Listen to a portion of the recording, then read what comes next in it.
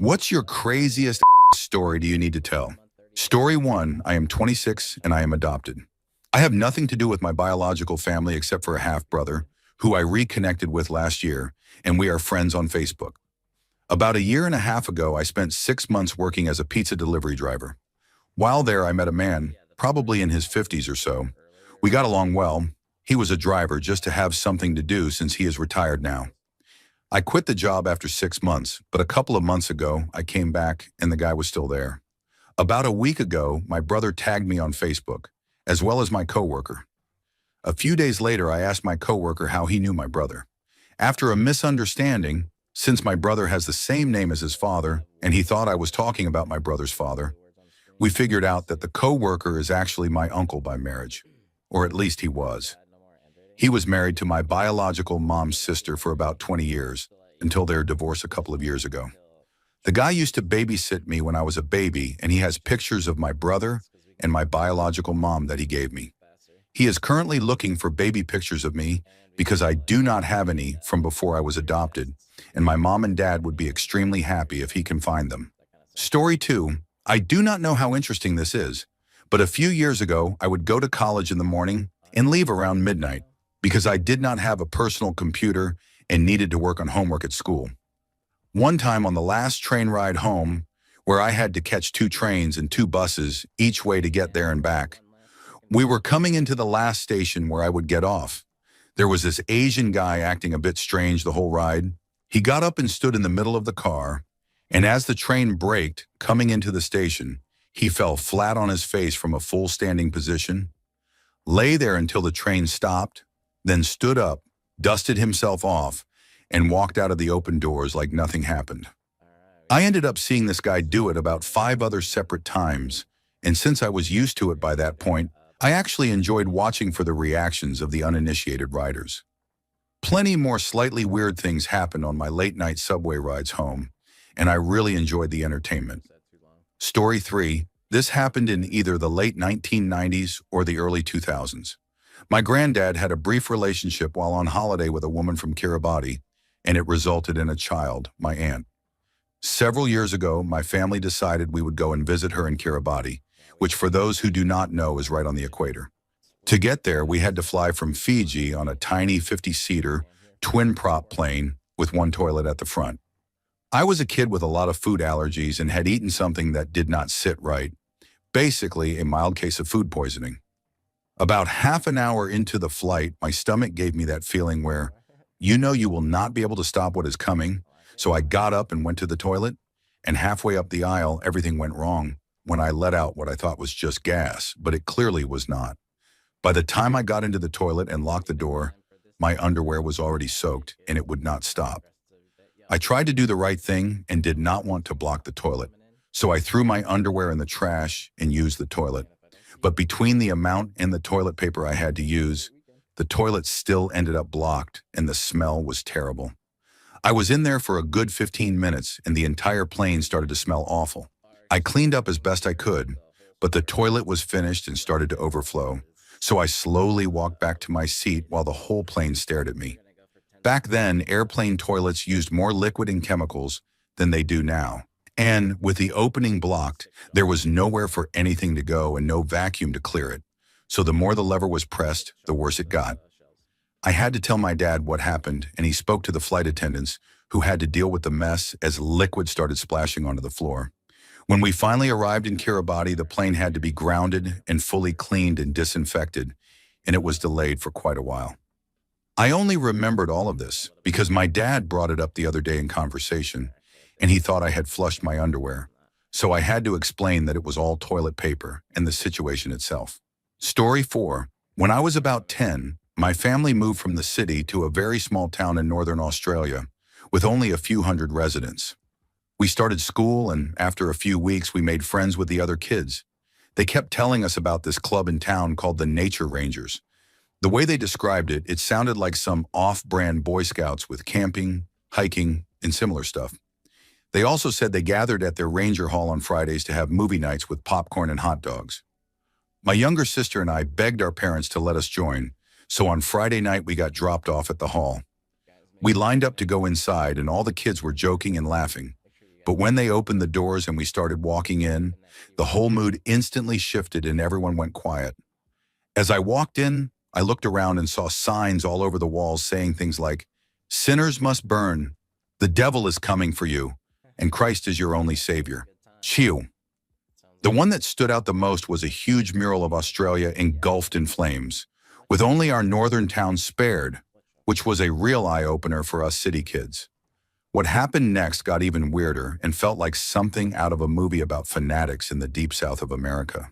We sang strange folk songs, listened to fire and brimstone sermons, and were told to give our faith to the Lord Jesus. One song that stuck with me years later went something like, "He's under my feet, he's under my feet, Satan is under my feet," and it was paired with a dance we had to learn. My sister and I kept looking at each other, wondering when it was going to be over. After all of that, we were ushered outside and the boys and girls were separated. The girls were told to stay at the hall, while the boys were taken by this creepy old guy they called Brother Joseph, who was trying to get all the boys into his white van to take them for a drive. That was the moment I knew we were done. I quietly slipped out of the line, grabbed my sister, and told her we were leaving. By then it was late at night, so we snuck off into the dark. Our house was on the other side of town, so we crept from yard to yard, hiding in trees or bushes whenever we saw car lights. When we got about half a kilometer from home, I told my sister to run, and we sprinted the rest of the way, burst into the house, and told our parents everything. They always say they had never seen us so scared. It is a story we laugh about now, but at the time it was seriously unsettling. We lived in that town for another 3 months, and the other kids never mentioned nature rangers to us ever again. Story 5. My father used to live in Kazakhstan around 2006. One day he was at a bar with a coworker when a tall, heavily built Russian man walked in. He decided he wanted to sit near my dad, but instead of choosing an empty bar stool, he went up to one occupied by a small woman and literally threw her off the chair, saying he wanted that seat. My dad saw this and immediately tried to intervene by yelling at him and asking what he thought he was doing. The Russian man responded by threatening my dad and saying he was going to beat him up when he left the bar. My father tried to brush it off, but then he noticed that the man's friends had started to gather, with about 4 large men inside the bar and another 4 waiting outside. At that point, my dad started to get nervous and decided to call the head of security for the company he worked for.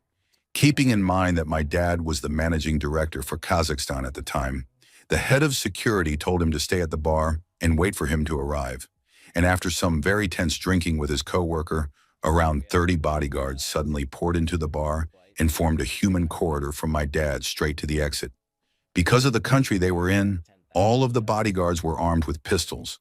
They formed a wall of people on either side of my father, and the head of security escorted him to his car, where 2 black BMWs were waiting to escort him home. It was not the most insane story ever, but hearing my dad tell it was intense, and he later admitted that the urge to flip off the Russian guys was huge, but he did not want to risk it. Story 6. I was traveling in Honduras with a girl I was seeing, along with her sister and a few other people, and we were all staying in a hostel. During the September 15th celebrations in this small town, there were a lot of festivities going on, so we went out and enjoyed the day. Later that night, while walking back to the hostel, we started fooling around a bit and ended up making out in the town plaza. We could not go back to the hostel to take things further since our friends were there, but it was very dark outside, and the plaza had columns and areas that felt relatively private, so we decided to go ahead there.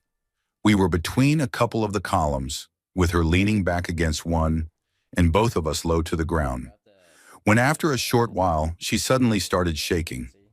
I looked at her, and she had this strange expression on her face and was trembling intensely. At first, I thought she was having the strongest reaction I had ever seen, and then I felt a very odd sensation running through my legs as well. And for a brief moment, I thought the same thing was happening to me. The feeling was hard to place, but also familiar, and then it clicked that it was electricity.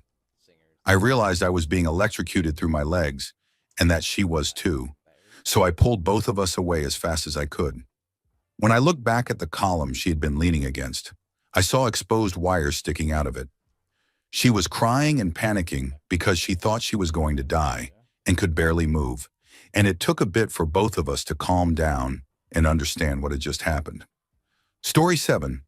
I am a pretty avid cyclist, which means that whenever I have the time, I ride my bike out of the city where I live and into the mountainous suburbs to challenge myself on some of the local climbs. On one of these rides, after I had just gone up and down a huge mountain, I was on the road heading back toward the city center. I was already fairly tired and he still had about 40 kilometers to get home when I suddenly noticed traffic stopped in the opposite lane. What I saw next completely caught me off guard because there was an ostrich in my lane, right in front of me, running after the car ahead. This made no sense at all since the country I live in is not exactly known as an ostrich habitat. I slowed down and followed it for a bit, watching it chase the car, while trying to decide whether or not I should overtake it. I am no expert on ostriches, but I do remember reading that they can run extremely fast and that they can be aggressive toward humans, and I really did not want to become the victim of an ostrich attack. At the same time, it was starting to get dark and I wanted to get home. After hesitating for a while, I decided to go for it, pushed as hard as I could, and passed the ostrich without incident. I made it home safely, but to this day it remains one of the most surreal experiences I have ever had, encountering an ostrich in the middle of a bike ride. Story 8. I am from Belgium and traveled a lot with my parents when I was younger. And later, when I was still together with my ex-girlfriend, we traveled quite a bit as well. Neither of us had ever been to the United States, so when we mentioned this to a couple of friends, a few beers later we were already planning a trip together, especially since another mutual friend was studying in Philadelphia for a year and we could visit him. We first went to New York and Philadelphia for a few days, then flew to Los Angeles, rented a car, and did a road trip through California, Nevada, and Utah. During the trip, we often joked about some of the ridiculous things we had heard or seen people do in America, especially in smaller towns. After visiting Sequoia National Park, we were looking for a place to eat and spend the night because it was getting late, and we found an old farmhouse where we could stay in renovated cabins. The elderly woman renting it out told us to eat at the Pinehurst Lodge, which was basically the only restaurant, bar, in store for miles in this tiny town with an extremely small population. We went there, had an amazing meal, decided to stay for drinks, and played some pool. While we were playing, a very large older man approached us, wearing a denim shirt with George W. Bush and an eagle on it, a thick mustache, and a rough look that made us think he might cause trouble, but he turned out to be one of the kindest people I have ever met. He asked if we were having fun, joined us, bought us moonshine, which we found hilarious, and we bought him beers, and we had a great evening. At one point, the phone behind the bar kept ringing, but no one paid attention. Around 11:30, a woman suddenly stormed in, holding a gun, marched straight up to our new friend, grabbed an empty beer bottle, and smashed it over his head. She yelled at him and started hitting him while we stood there in shock. He calmly told her to relax, turned to us, shook our hands, told us to look him up if we ever came back so we could hang out again, and then went outside with her. The bartender then casually explained that it was his wife, that he was very social, and that she had already called 10 times asking when he was coming home. When we said we would leave as well since it was late, she told us it was safer to stay a bit longer because the shouting outside was still going on, and the woman was angry at us too, and apparently it was not unheard of for her to shoot at people she blamed. We stayed another 30 minutes, listening to them argue outside, until we heard a truck start and saw a white pickup speed off, followed seconds later by another one, both racing down narrow mountain roads. The bartender then mentioned that the woman drove their children to school on the bus, and we all agreed this would never happen back home, but we would absolutely go back to the Pinehurst Lodge again someday. Story 9. When my mom was pregnant with me, she and my father divorced and he gave up all parental rights. I have never met him or spoken to him, and I have only seen a few pictures. About 2 years ago, I was working at a healthcare facility where I floated between different offices around the county, depending on who needed help. One particular morning, I was checking the doctor's schedule and saw my father's name listed. He was scheduled to be in the office next door to where I was working, and I remember thinking how surreal it was, assuming I probably would not even see him. When the time for his appointment came, he walked directly into my office, straight up to me, and said that he had an appointment with Dr. X. My heart started racing because I knew it was him the moment he walked through the door. I told him that Dr. X's office was next door, and he thanked me and left. A little while later, I walked over to the other office to deliver some faxes, and as I was leaving, he followed behind me, so I held the door open for him. He said thank you, and that was the first and only interaction I have ever had with my father in my 30 years of life. Story 10. About 19 years ago, when I was 3, my mom, my dad, and I came home one day to find that our cat Nubs was missing. The entire family tore the apartment apart looking for him, but there was no trace of the cat anywhere. Even though all the doors and windows had been locked, my mom decided to make missing flyers and kept looking. Days turned into weeks, and weeks turned into months, until she finally accepted that her cat was gone and had somehow disappeared. Then last year, out of nowhere, my grandma casually mentioned that she was the one who lost Nubs. She explained that back then, while we were out shopping, she had gone into the mall across the street and used my baby stroller to carry extra bags. While she was walking through the mall, Nubs, who had apparently been hiding in the mesh storage pouch under the stroller, woke up, jumped out, and ran off without her noticing. Too nervous and embarrassed to ask anyone for help, my grandma simply left the mall and came home without saying anything. About half an hour later, we all got home, and she even helped us search for the cat.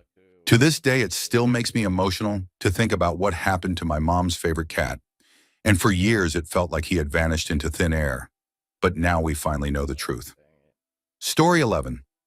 This is a long story from the early 1980s that involves what I can only describe as Kentucky justice.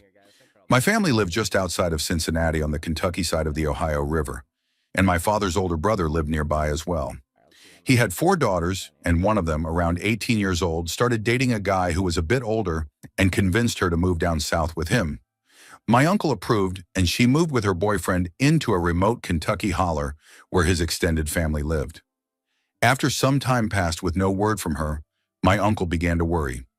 One day, his daughter managed to call him from a payphone at a grocery store, crying and saying she was being mistreated by her boyfriend's family, held against her will, and forced to work constantly. Before my uncle could get any more details, the call was cut off. It is important to know that my uncle was an avid hunter and gun collector. He explained the situation to his wife and other daughters, packed up his Oldsmobile Delta 88 with his favorite firearms, and drove straight into the holler where the boyfriend's family lived, an area with no street names, just dirt roads and family land. By the time he finally found their farmhouse, it was dark, and the boyfriend's family was on the porch firing shotguns into the air, clearly trying to intimidate him. My uncle stopped his car about 50 yards from the house, opened the trunk, and calmly laid his rifles across the hood of the car, facing the house, completely unfazed. He was a very large man with a reputation for a violent temper, and he shouted up to them that if his daughter did not come down in 5 minutes, he would come up there himself. The boyfriend and his brothers immediately ran inside, and less than 1 minute later, my cousin came running out with her single suitcase.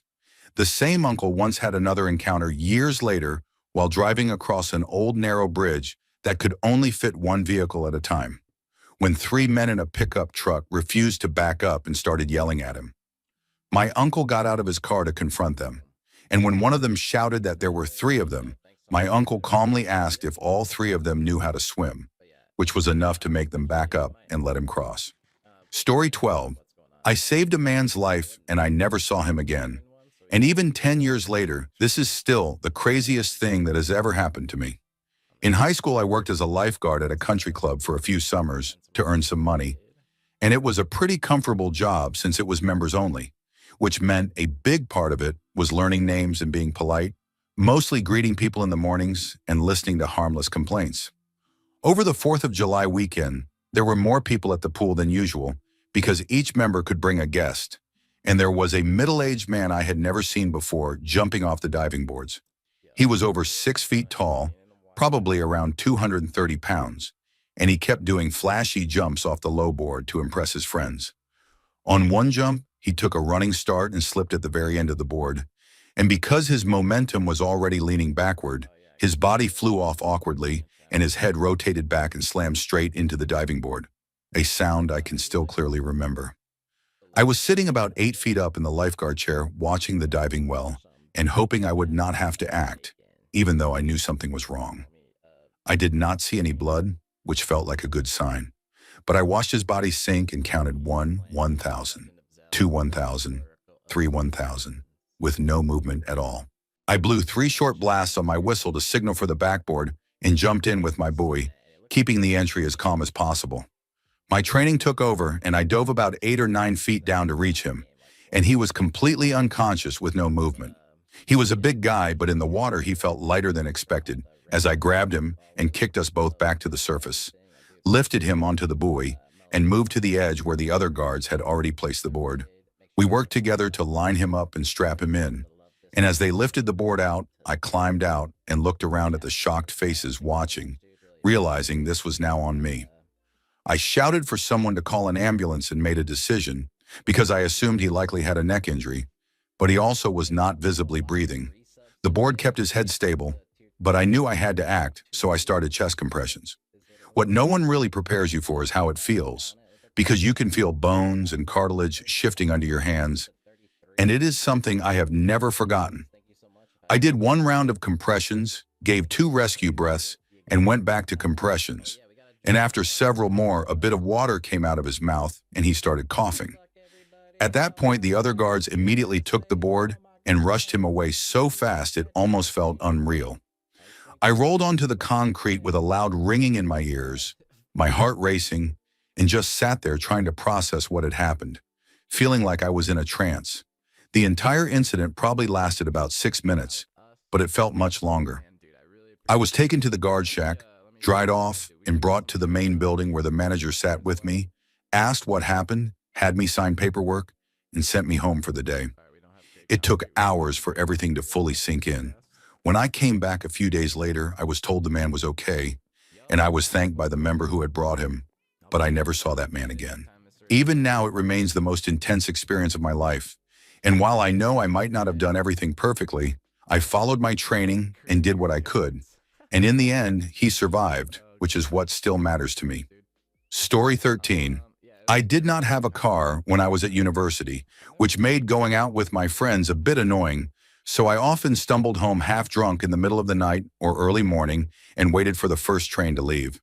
One night I was visiting friends, and the only way home that late, sometime between 1 and 2 in the morning, was a train that followed a remote country route. My stop was next to a small forest and an old castle, the kind of 13th century Central European castle you would see in history books, and I knew the way well because I had played there a lot as a kid.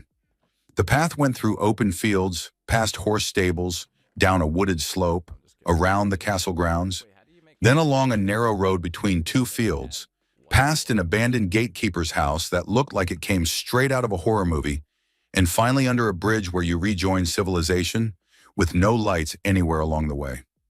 I was still a bit drunk and thought about waiting for the next bus, but that would have taken hours, and since it was summer and the weather was nice, I figured I knew the path by heart and started walking. Everything was fine until I reached the slope, where the terrain dipped and all light disappeared, with pitch black woods on my left and a hill on my right, blocking the moon so completely that I could not even see my own feet. I shuffled forward slowly, terrified of tripping, and every sound made me feel like something terrible was about to happen. But I remembered something a former teacher once said about forests being safer than dark city alleys, which helped me stay calm. Eventually, the moonlight returned and I was heading toward the abandoned house, feeling proud of myself, when suddenly someone jumped out of the woods directly into my path so fast I could not even scream. It turned out to be a jogger in full gear, running through the woods in the middle of the night without a light as if he had night vision. I made it home safely, swore I would never do something like that again, and then did the exact same thing a week later, minus the jogger, and I honestly do not know how I made it past 30. Story 14. When I was in high school and for a few years after, my main source of income was selling weed. One day I was hanging out at home with my girlfriend, and we walked to the Circle K a few houses down to buy some beer. The clerk, who I knew fairly well by then, casually asked if I knew where he could get a small bag, and I told him I would be back soon. I went home, completely forgot about it, and an hour or two later remembered, waited out, and went back, noting that he had already paid me, which later turned out to be very important. I waited until the store was empty. Then he came outside and we stood behind the icebox talking and smoking while I handed him the bag. The parking lot was empty except for a beat-up Volvo parked near the record store next door. And if I had been paying more attention, I might have noticed that its windows were completely tinted, which was strange for a car like that. Two men suddenly got out, one tall and skinny in full denim, and the other looking like a bargain version of Dog the Bounty Hunter in a beige sweater, and approached us asking how things were going. We looked at each other, confused, and then they flashed badges, yelled that we were under arrest, cuffed us, separated us, and searched us.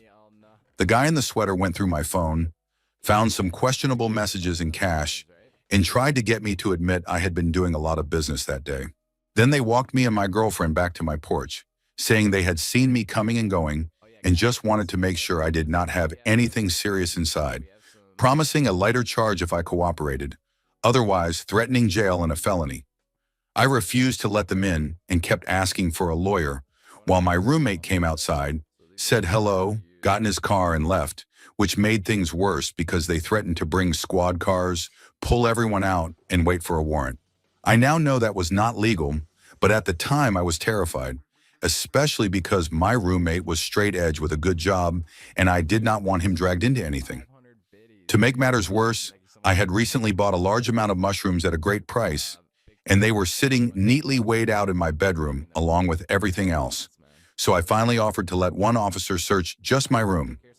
One agreed, stayed with my girlfriend, and followed me upstairs where I deliberately walked past my own closed door and into my roommate's spotless room instead. He tore it apart, found nothing, stuck to the agreement, and walked me back downstairs while I tried not to smile, even as my girlfriend looked convinced I was going to prison. Despite all of that, they still charged me with a felony and then left. Story 15. For context, I was a 19-year-old Scottish guy interrailing around Europe for about a month.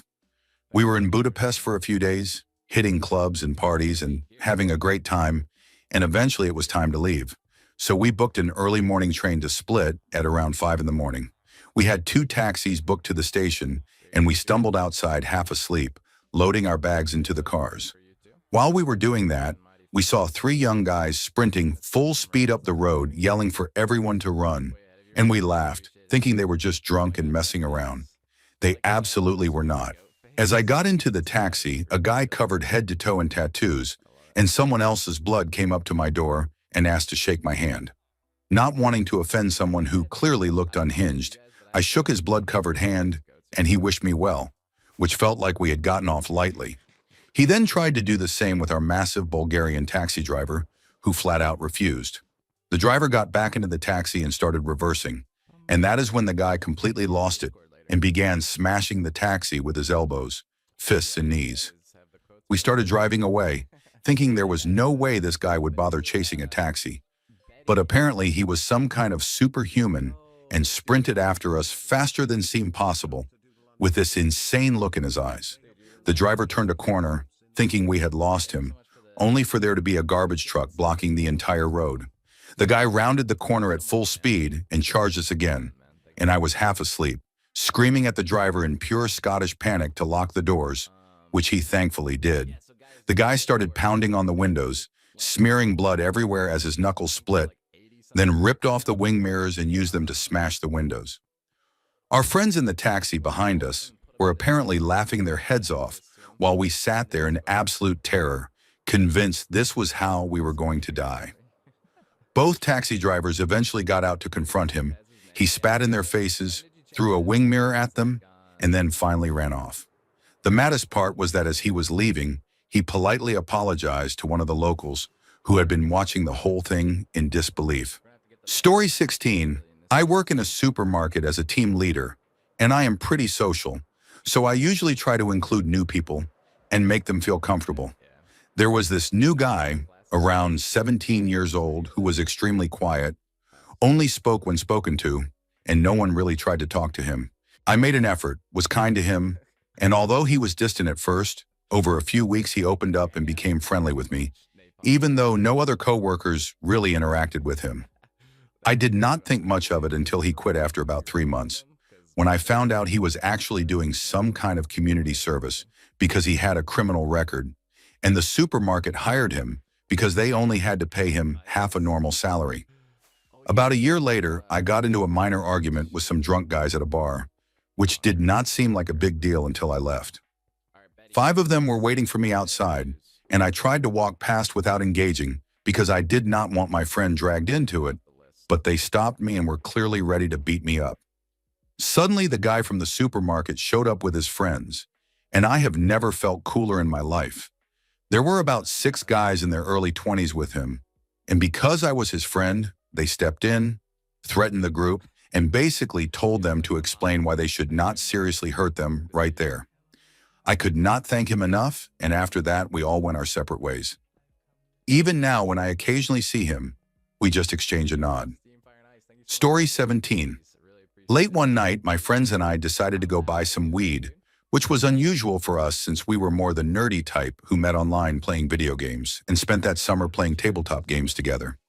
This was before it was legal in my state. We were in high school, bored, and decided to try something different. The 3 of us got in the car and managed to contact my friend's dealer, a guy he had met maybe twice, who told us to meet him at a Taco Bell in the next town over.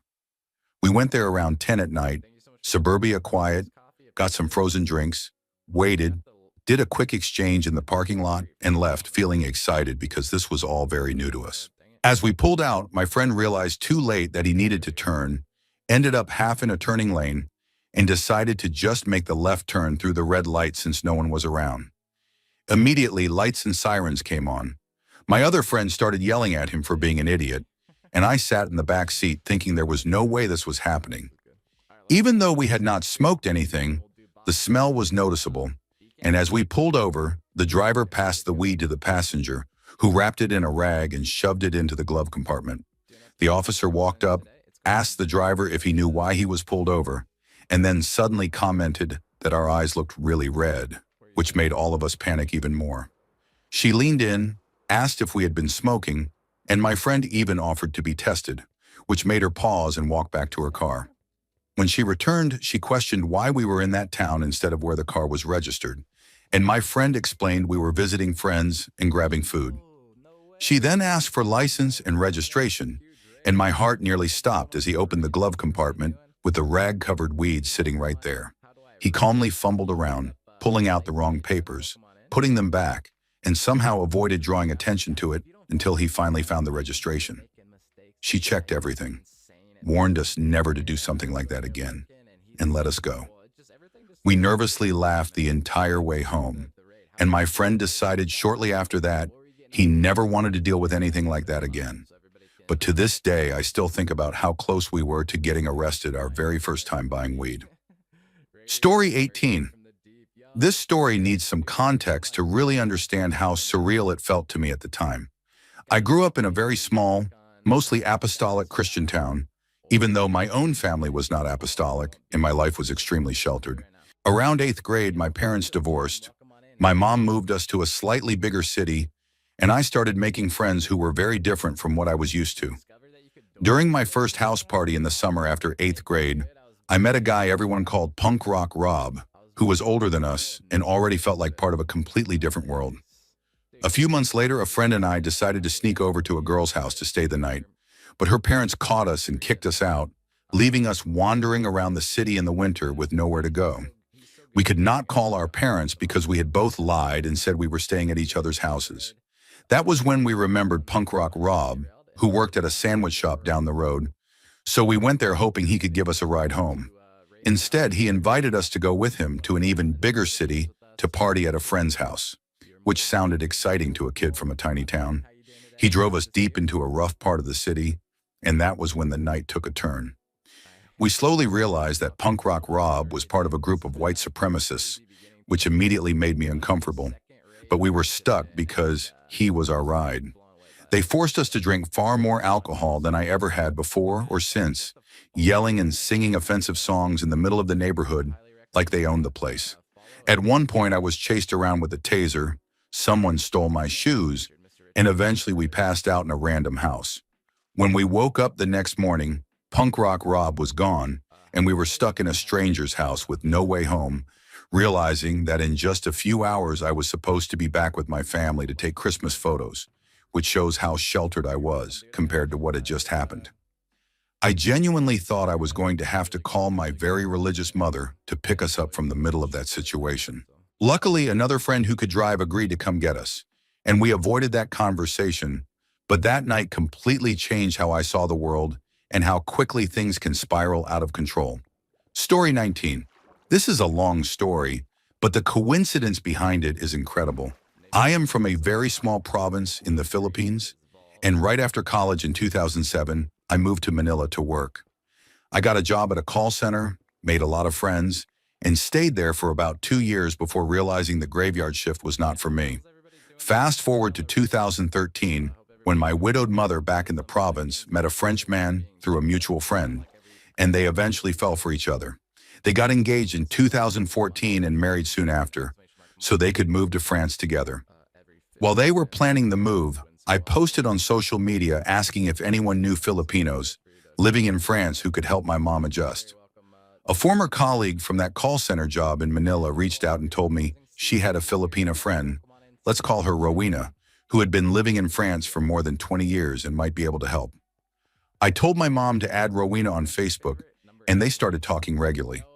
One day while video chatting, they were talking about their husbands, and my mom showed her an old vintage photo of her husband from his university days, sitting on a couch with his best friend, a man he had not seen since graduating decades earlier because life and working abroad had separated them.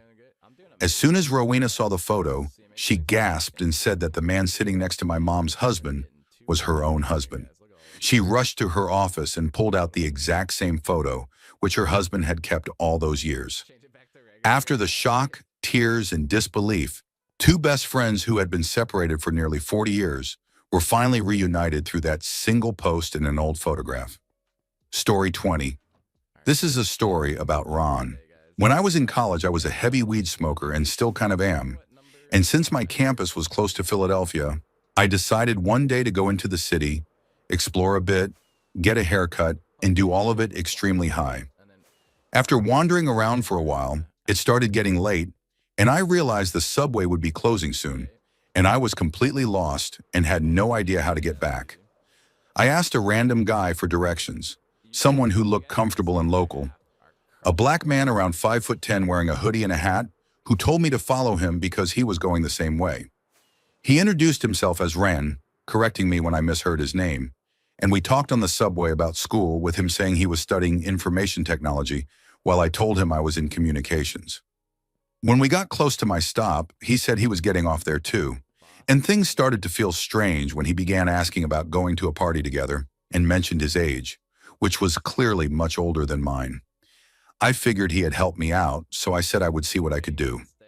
After we got off, he bought me a tall beer and said he had to make a call, and a black car pulled up where he got in the back seat, argued with someone, got out, kicked the woman next to him repeatedly, slammed the door, and yelled before the car drove off. At that point, I was uncomfortable, but we sat on a stoop drinking while he loudly commented on women passing by, and I kept rationalizing staying because I felt like I owed him. I took him back to campus and signed him in, knowing that if anything happened, it would be on me. We smoked, he helped clean up my computer by fixing some issues, and then kept asking where the party was, which I ignored. Eventually, I walked him out, pretending to head toward party areas before calling it a night. He told me he had a great time and to call him if I ever needed anything. When I got back to my friends, they were genuinely scared for my safety, and while I laughed it off, I knew deep down that I had been incredibly naive. A few weeks later, he called asking to hang out, which I declined, and later called again offering to sell me pills, which I also turned down. Story 21. When my nieces were around 6 and 8 years old, they had a pet rat named Spider-Man, who was very old for a rat and suffering from tumors that caused him pain, especially at night. My brother asked me to take Spider-Man to the vet to see if anything could be done, and since I was living with him at the time and exhausted from the constant squealing, I agreed. I took my nieces with me, and while we waited in the exam room, Spider-Man squealed almost nonstop. The vet eventually brought us in, examined him, and admitted he had never treated a rat before, explaining that there was nothing that could be done and that euthanasia would be the kindest option. He even suggested a cheap method involving household items to cause quick suffocation. As he was explaining this, with Spider-Man still in his hand, the rat suddenly bit down hard on the vet's finger. The vet yelled in pain and reflexively shook his hand, accidentally flinging Spider-Man against the wall and killing him instantly. There was a moment of total silence before my nieces started screaming and crying. The vet apologized repeatedly, gave them stuffed animals and supplies for our other pets, and did not charge us for the visit. I still take my pets to the same vet 15 years later, and thankfully nothing like that has ever happened again. Rest in peace, Spider-Man. Story 22. While I was working as a receptionist at a 4-star hotel, we often hosted corporate events where guests stayed for one night alongside seminars and parties, and most days were completely routine. One afternoon, a woman with several small children came to the desk asking for a man who was staying at the hotel, so I called his room and told him his wife was waiting. He came down, they hugged, kissed, and everything looked like a normal family interaction. Later that evening, after the seminars ended, guests started drinking heavily, and as the night quieted down, I noticed two people sitting closely together in the bar area, long after everyone else had gone. It became obvious they were behaving inappropriately in a public space, which irritated me because they could have easily gone to their room. After a while, they headed to the elevator, and as they passed the desk, I recognized the man as the same one whose wife and kids had visited earlier. Instead of going up to the rooms, they went down to the basement, an area with limited camera coverage, so I went to check and found clear evidence of what they had been doing. When I returned to the desk and called the elevator, the two stepped out looking startled, confirming my suspicions. Not long after, they went outside the hotel and continued their behavior in public view, which completely pushed me over the edge. Since I knew the man's identity, I created a fake Facebook account, found both him and the woman, located his wife through tagged photos, and sent her a message explaining what I had witnessed, including where it happened. I informed one of the managers and my coworker coming on shift, both of whom supported me. Later, the man returned furious, and while one manager initially scolded me, the other backed me up once the full story came out. I received a warning but was not fired, and I never regretted what I did, even when questioned about whether I had destroyed a family, because I believed his actions had done that on their own. Story 23. I dropped out of school once to join a terrible band, and the drummer, who I will call S, was going through a breakup right when I joined. For the most part, everything was normal in the way struggling bands usually are, and S seemed to be handling the breakup reasonably well until our band manager came over one night a few months in. S was venting to him about how hurt and angry she still was, and in the heat of the moment, she said some things she clearly did not truly mean, including that she wished her ex-girlfriend was dead. After that emotional release, she calmed down and started feeling better, and our manager told her not to worry and said he would take care of it. He left shortly after, and we honestly did not think much of it and went back to writing music. A week or two later, S received a frantic call from her ex, who was on the way to the hospital with severe stomach pain, and doctors were concerned it could be life-threatening. Later that day, our manager showed up and casually said that he had taken care of it, and that was when it hit us that he meant he was somehow responsible for what was happening.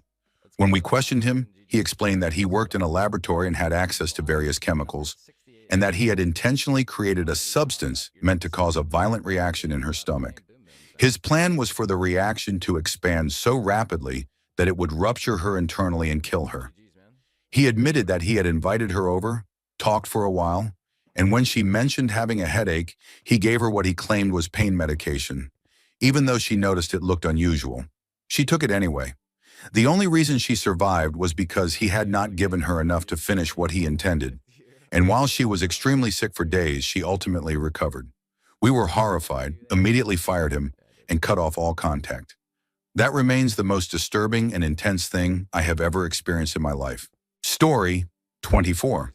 I moved to Amsterdam knowing the housing situation was terrible, and after failing to find anything affordable, I took a job working at a hostel while exploring other options, including camping for over a month. I kept noticing houseboats everywhere, and started researching the rules, eventually learning that in the Netherlands, you do not need a license to operate a boat under 12 meters long. I started looking seriously and found a 7-meter cabin sailboat for sale in Leeuwarden, up north, owned by a really nice couple. It took me 2.5 hours by train to get there, and 3 days to get back by water. It was the first time in my life I had ever been on a boat like that, and instead of sailing it properly, I relied on the small engine to get back to Amsterdam.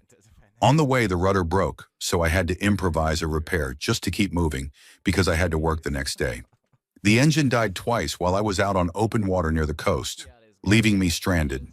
And as night approached, I made a risky decision to try to cross to the next marina. The conditions got rough and I was terrified the rudder would fail again or the engine would quit, but somehow I made it through safely. I have now been living on that same boat for the past few months, and it all still feels unreal considering I had never done anything like that before. Story 25, I once had a job cleaning hotel rooms, and on my 3rd day I was still being trained while shadowing a coworker. Our last room of the day was a king suite, and when we walked in it looked mostly normal, just messy, with beer bottles, pizza boxes, and even a squash sitting on the counter. As soon as we opened the closet by the door, the worst smell I have ever experienced hit me, and inside was a brown-stained sheet rolled into a ball, even though the sheets were supposed to be white. My coworker handled that part while I focused on changing the bedding, vacuuming, and cleaning surfaces, all while hoping I would not find anything worse.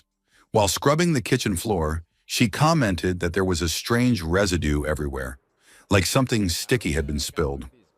When I finished my tasks, I remembered she had told me we could keep abandoned items if they were not valuable. So I grabbed the squash from the counter, thinking my mom might use it as a decoration.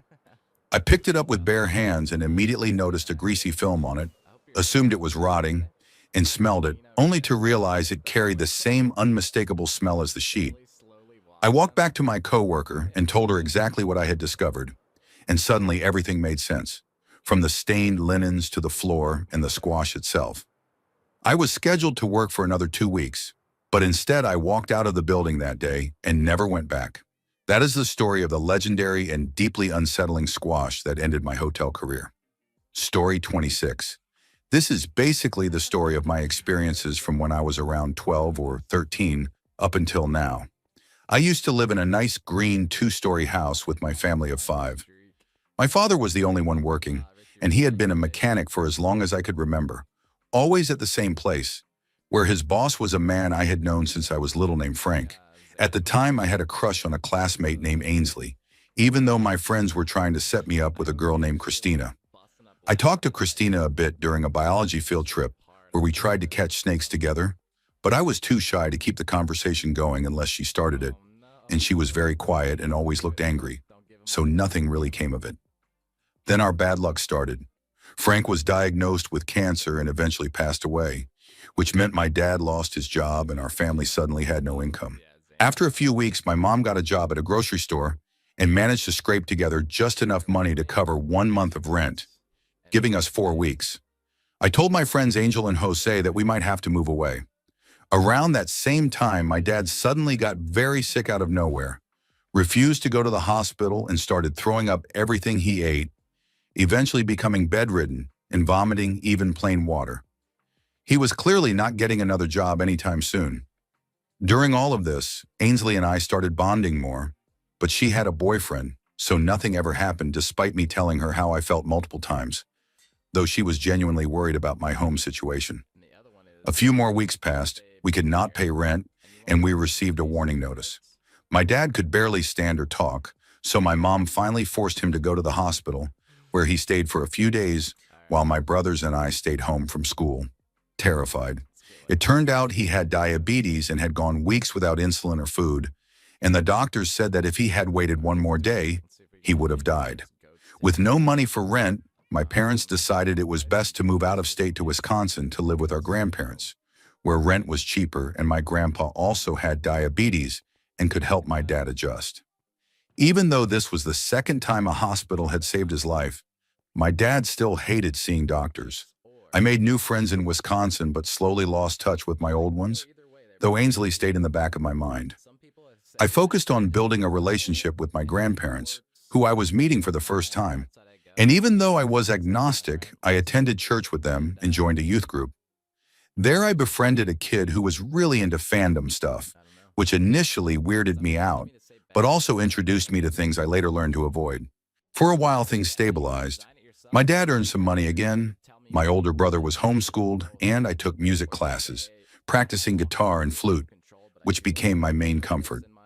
Still, there were constant arguments in the house, especially between my dad and grandpa, and between my grandpa and older brother, and the tension wore everyone down. School was miserable for me. I made bad choices, felt like I was always in the way, and eventually withdrew into myself. My dad eventually convinced my mom to quit her job so we could leave, and we moved into the basement of a man I used to call my Uncle Tim. I was never enrolled in school during that time and spent most days in the basement, binge-watching anime, playing with Tim's youngest child, and spending weekends with cousins I barely got to see, which were some of the few bright spots. Eventually, another man named Alex moved in, who we later learned was a recently released substance dealer, and he began convincing Tim to kick us out, causing constant tension. My parents eventually sent me and my younger brother to live with my grandma for a month, where we discovered bed bugs and quarantined ourselves in a single room, completely isolated. With nothing to do but sit on a computer, I slowly grew comfortable with silence, darkness, and being alone. But that also fed growing paranoia, especially after watching disturbing content online late at night.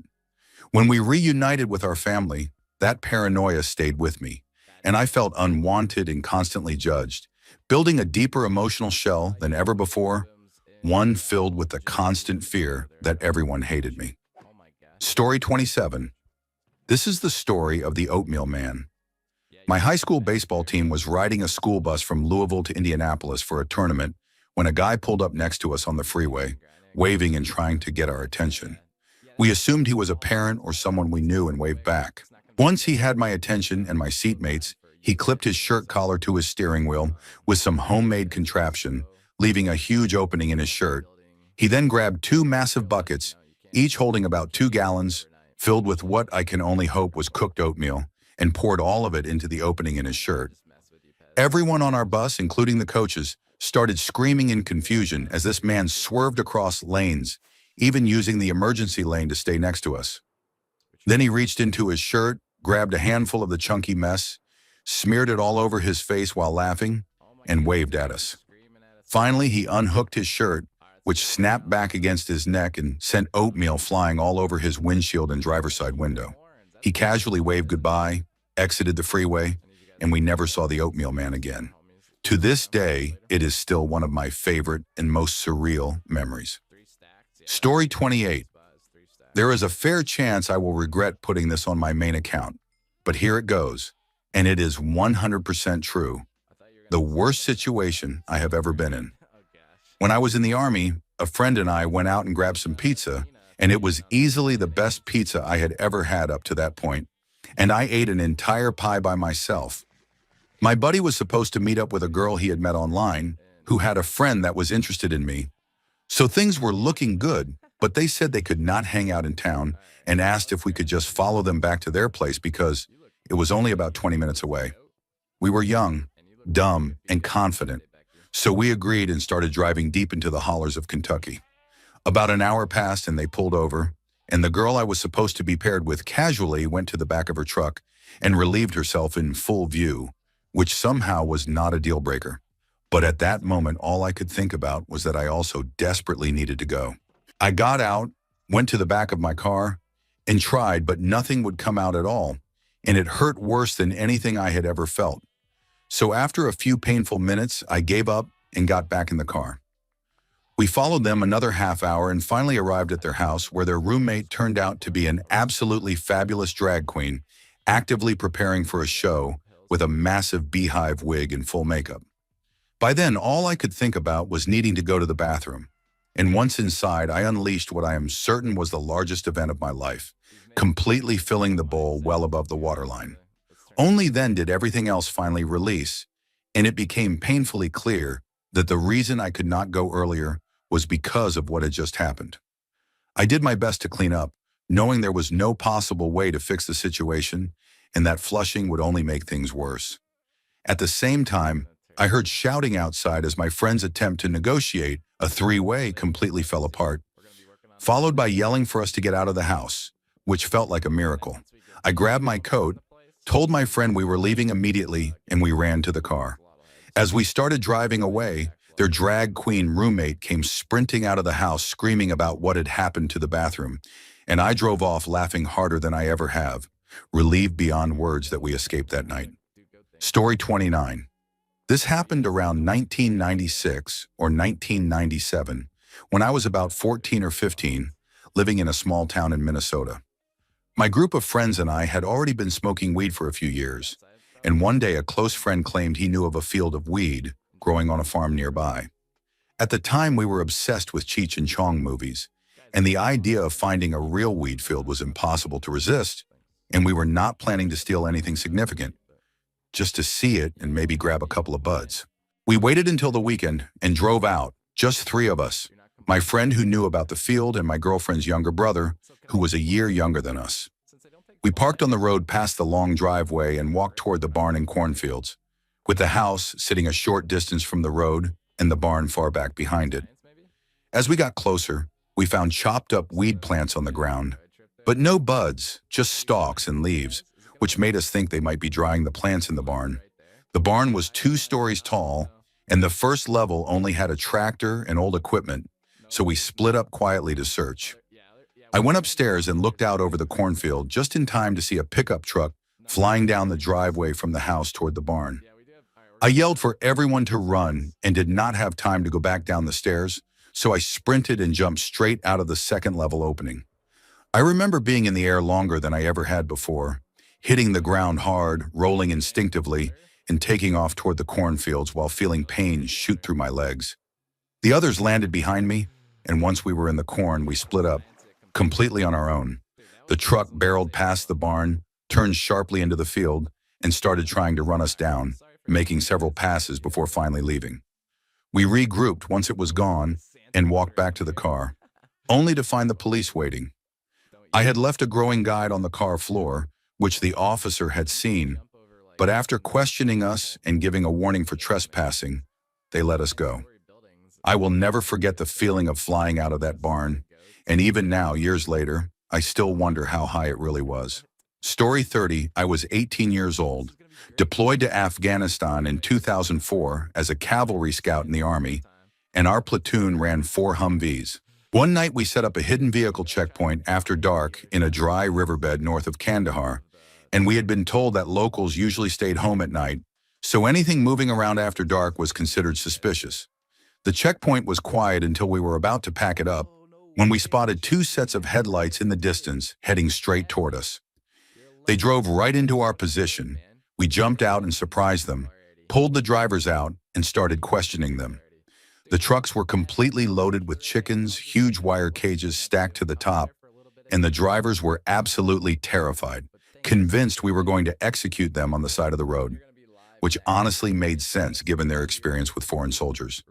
They explained that a police checkpoint in a nearby mountain pass was actually being used as a toll point, where armed men were robbing anyone who passed through at night.